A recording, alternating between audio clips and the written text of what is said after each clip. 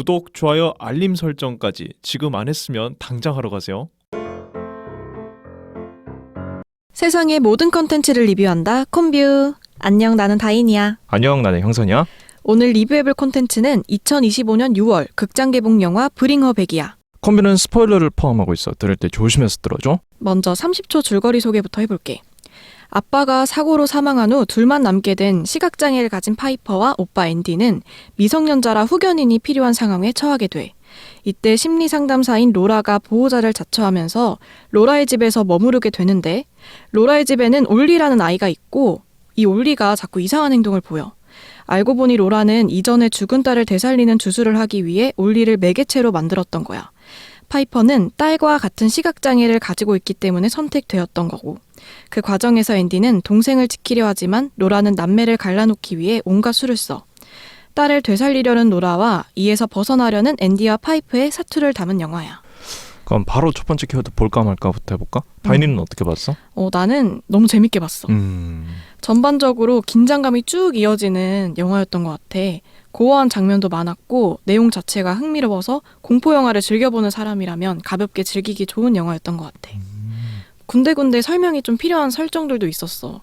로라가 그런 주술적인 걸 어디서 알게 됐는지, 그리고 올리라는 캐릭터가 어떻게 작용을 하는 건지에 대한 설명을 더 해주면 좋았겠지만, 나의 경우에는 공포 영화에서 개연성은 크게 중요하지 않다고 생각을 하기 때문에 재밌게 봤어. 스토리가 엄청 탄탄하다 이 정도까지는 아니지만 가벼운 마음으로 간다면 재밌게 즐길 수 있는 영화였던 것 같아. 나도 마찬가지로 되게 재밌게 봤어. 특히 이 음. 불쾌할 수 있는 장면들이 작품에 문제없이 다 잘 녹아 있었다는 게 되게 마음에 맞아. 들었고, 배우들도 뭐 예를 들면은 로라를 연기한 셀리 호킨스도 되게 불쾌한 인물상 연기를 처음부터 끝까지 다 잘 보여주고, 그리고 작품이 처음부터 끝까지 긴장감으로 가득 차 있어서 되게 좋았어. 그리고 중간중간에 복선이라고 할 만한 요소들이 다 있는데 그게 다 회수도 잘 됐던 것 같고, 말로 풀어 설명하지 않았지만 장면이나 분위기로 그런 부분들이 다 이해가 됐던 게 난 너무 좋았던 것 같아. 뭔가 맞아. 왜 저렇지라고 생각했던 게 나중에 특정 장면들로 다 싹 잘 풀려나가는 그런 것들이 너무 많아서 난 너무 좋았어. 재밌었어. 그러면 바로 두 번째 키워드 인물 분석으로 넘어가 볼까? 나부터 할게. 나는 로라를 연기한 셀리 호킨스를 선정을 해봤어. 이 셀리 호킨스가 연기한 로라라는 캐릭터가 이 처음부터 끝까지 정말 불쾌한 인물상 연기를 너무 잘 보여주더라고. 너무 불쾌했어. 첫 만남부터 진짜 불쾌했어.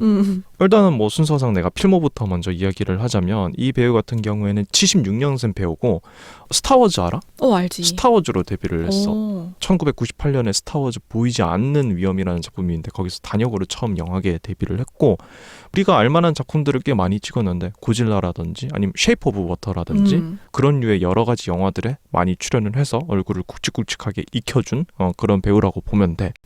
극중 캐릭터 얘기를 좀 더 해보자면은 이 로라라는 배우가 첫 등장부터 되게 불쾌했거든, 나는. 예를 들면은 앤디랑 파이퍼랑 같이 사진 찍자고 해놓고 앤디 얼굴을 가려버린다든지, 뭐 갑자기 자기 죽은 개 박제를 만지게 한다든지. 그리고 불쾌한 인물인데 그 불쾌함이 사소한 행동에 다 녹아 있어.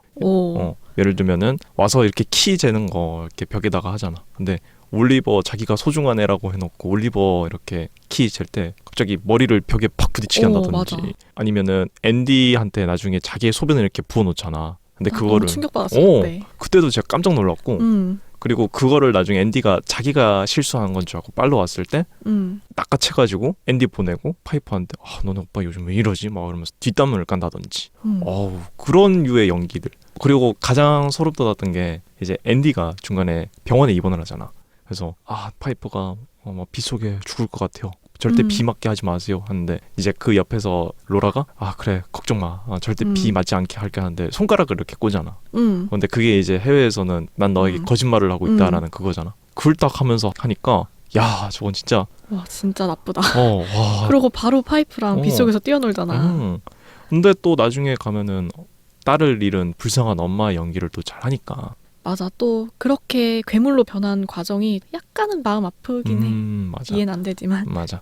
그럼 다인이는 어떤 인물을 선정했어? 나는 앤디 역할을 맡은 빌리 베럿이라는 배우에 대해 알아봤어. 이 영화를 통해 처음 봤어.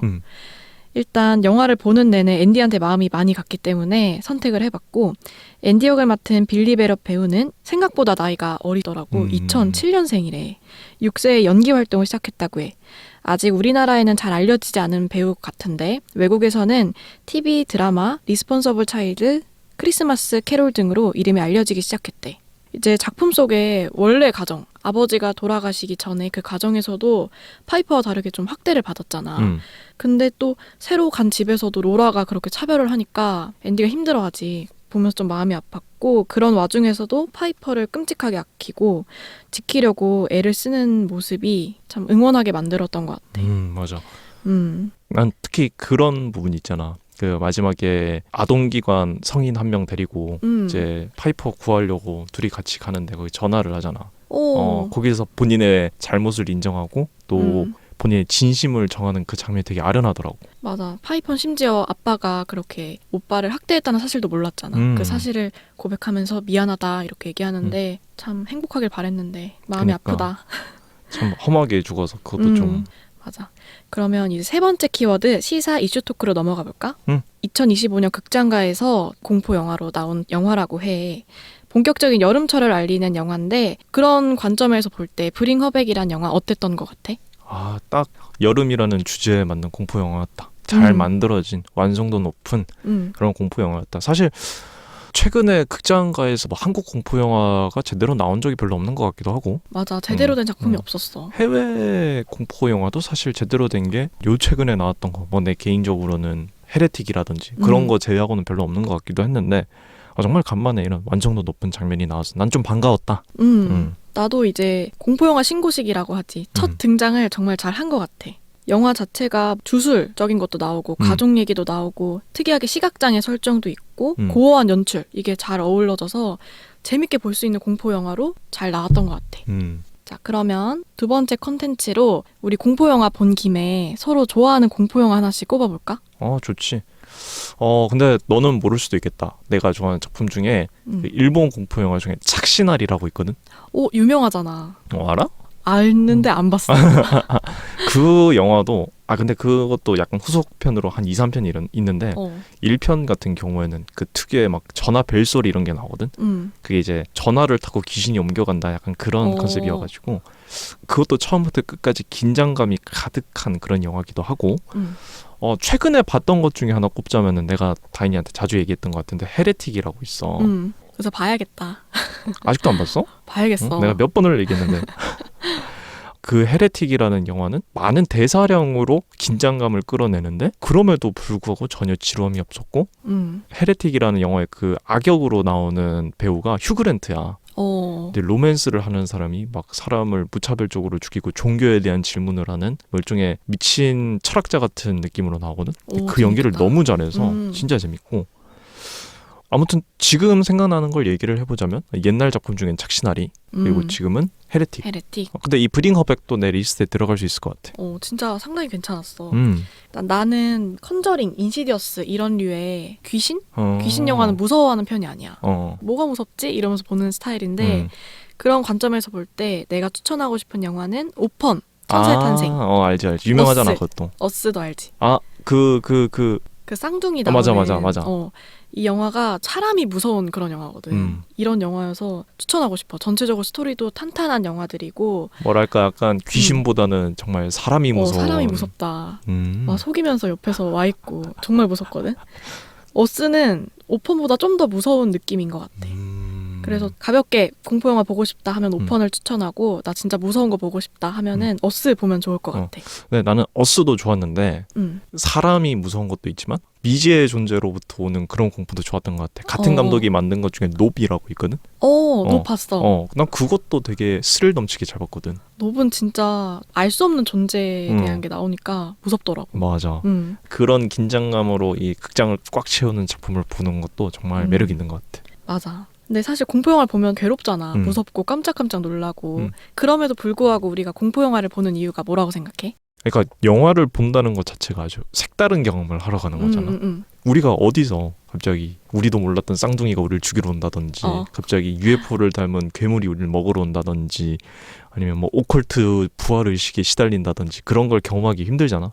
공포 영화는 특히 이런 류의 스릴러 공포 영화는 그런 우리가 상상만 하던 공포와 긴장감을 가득 채워서 우리한테 바로 전달을 해주니까 그게 정말 이 극장이 왜 존재하는가 이유를 잘 설명하지 않나. 다른 경험을 주니까. 그걸 하러 우리는 영화를 보러 가는 거지. 아니면은 영화값도 요즘 비싼데 13,000원, 16,000원 하는데 왜 가겠어. 공포 영화는 극장에서 봐야 돼, 확실히. 맞아. 근데 나는 이제 왜 공포 영화 사실 괴로울 수도 있는데 싫어하면서 보잖아. 그런 게 이동진 평론가가 이런 말을 한 게 기억이 났어. 공포 영화는 불쾌감이 쾌감이다. 우린 사실 약간 불쾌감을 좀 즐기는 거지. 맞아. 고어한 장면을 볼 때도 약간 징그러워 하면서 즐기고 약간 그런 게 있지 않나 싶어. 맞아. 불쾌감도 쾌감이다. 불쾌한 걸 즐기려고 공포 영화를 보는 거지. 그렇지. 자, 그러면 이 브링허백에 대해서 조금 더 이야기를 해보자. 거기서 부활의식이 나오는데 그게 작품으로만 보면 살짝 이해가 안 되는 부분이 있을 수도 있어서 내가 간단하게 설명을 하자면, 그러니까 부활의식의 그 과정 자체가 불쾌하게 그려져서 그렇지 크게 요약하면 이거인 것 같아. 제3자를 납치를 해와서 그 3자한테 악마 같은 존재를 빙의를 시켜. 그리고 그 빙의된 악마한테 내가 부활시키려는 그 죽은 사람의 신체를 먹여. 그런 다음에 또 다른 3자를 납치를 해오든 꼬이든 이렇게 데리고 와서 그 신체를 먹은 빙의된 악마를 다시 납치해온 그 사람한테 옮기는 거야. 그러면은 이제 내가 살리고자 했던 사람이 부활이 되는 것 같아. 근데 내가 영화 보면서 궁금했던 게 그럼 올리가 그 로라의 딸을 먹어? 그다음 파이퍼를 또 먹어? 먹는 게 아니라 파이퍼를 죽인 다음에 죽여? 이제 영화에서 묘사됐던 거는 해서. 아마 이제 파이퍼한테 뭐 키스를 하던 아니면은 그냥 옮겨놓던 그런 식으로 해서 영혼을 다시 가져오는 것 같아. 무섭다. 나는 이제 위탁 아동에 대한 걸 간단히 가져와 봤는데 아무래도 영화의 배경인 호주보다는 우리나라에 대해 간단히 다뤄보려고 해. 위탁 아동은 이제 부모의 학대, 방임, 여러 가지 사정 등으로 인해서 가정에서 보호받기 어려운 아동을 일정 기간 위탁 가정에 맡겨서 보호하는 제도를 말한다고 해. 우리나라에서는 이제 2024년 기준 13,000명의 아동이 위탁 가정에서 생활하고 있대. 아동이 시설보다 가정적인 환경에서 지낼 수 있다는 점이지만 영화에서처럼 정서적 불안 같은 문제도 발생할 수 있겠지.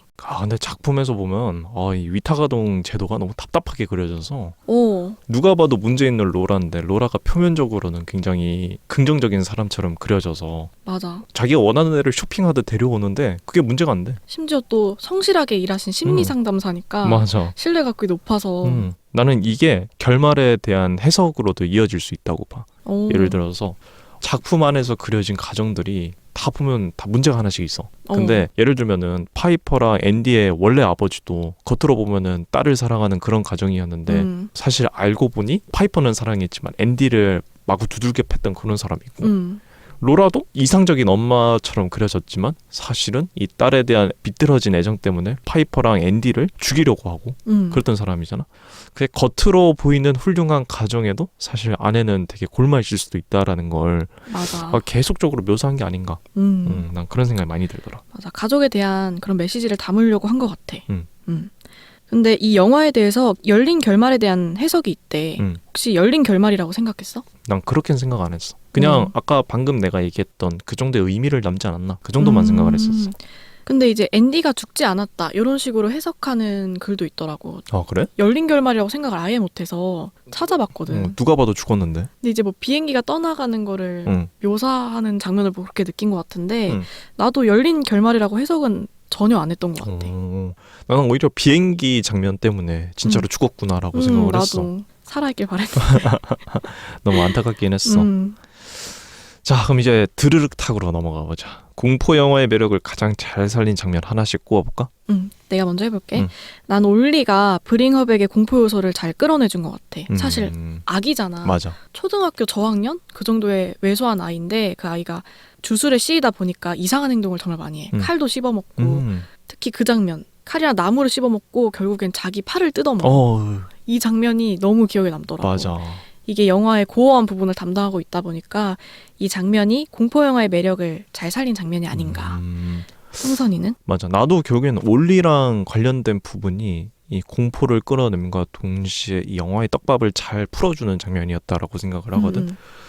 초반부에 앤디가 과일 주다가 올리가 칼 씹어 먹어가지고 앤디가 올리를 병원에 데려가려고 이 경계 밖에 갔는데 거기서 맞아. 이제 올리가 괴로워하면서 갑자기 원래 자아가 나타나서 살려주세요 뭐 이렇게 얘기를 하잖아. 거기서 뭔가 새로운 떡밥이 나타남과 동시에 이 영화에서 보여주던 이상한 긴장 같은 게 해소가 되는 거지. 맞아. 결국에는 또 그 직전에 올리가 버드라고 써놨는데 나중에 앤디가 아동기관에 갔을 때 실종자 코너 버드 이렇게 적혀 있잖아. 맞네. 딱 그걸 봤을 때 이런 식으로 떡밥이 잘 해소가 되는구나라는 장면들이 대부분 다 올리랑 연관이 있어서 감독이 그냥 넣은 장면이 없었네. 맞아. 다 의미가 있고 다 떡밥이었고 근데 이걸 다 정말 회수를 잘해서 나는 정말 브링어백 만족스럽게 봤다. 올리 캐릭터가 독특해서 브링업의 약간 정체성? 이런 느낌이었던 것 같아. 맞아. 그러니까 포스터에도 딱 올리가 박혀있지. 포스터 너무 무섭지 않아? 맞아. 그럼 지금까지 데니 필로우, 마하엘 필리포우 감독의 영화 브링어백을 리뷰해봤어. 컴퓨는 다음에 더 재밌는 작품으로 돌아올게. 콤바.